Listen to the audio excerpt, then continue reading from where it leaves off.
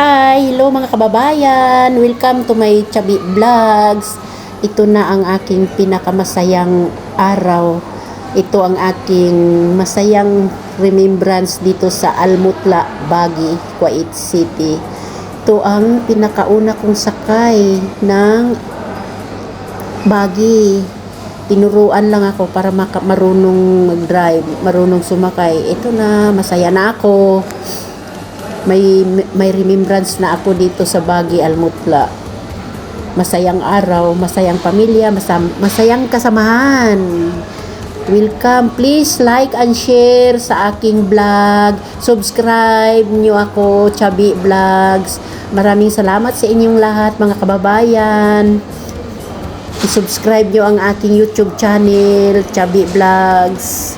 Maraming salamat po sa inyong lahat mga nanonood, at i-subscribe nyo at share din. Ito masayang remembrance, masayang alaala. Panoorin ko na lang ang aking mga alaala kasama ang aking mga kasamahan dito sa Kuwait. Mga tamis na samahan, magandang samahan. Ang saya namin dito, oh.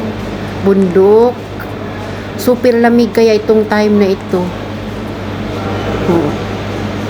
Sarap balikan, pero hindi ko na ito mababalikan pa. Iba namang lugar. Isang ano lang to. Isang punta lang, tapos sa sunod iba na naman na remembrance. Ito na kaya ang pinakamasaya kong araw. Pinakauna kong mag-drive ng Baguio. Pinakauna kong sumakay ng motor na ako lang. Sobrang saya ko talaga. Hindi matatawaran ng aking saya kahit malamig. Dubli-dubli ang suot, oh. Pero kitang-kita sa mukha ko ang saya. Ang saya namin, no? Lahat kami. Super saya talaga. Di bali mahal ang bayad.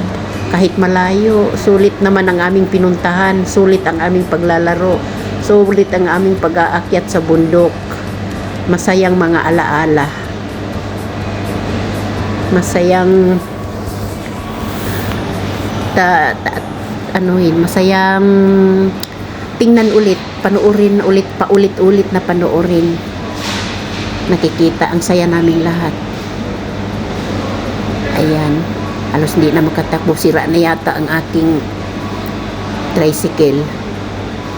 Ito, sabi na kasama ko, ito lang Chubby, oh, ito lang pindutin mo, sakay ka na. Ayun, alam ko na, marunong na ako kaagad. Isang turo, pagpindot, diretso na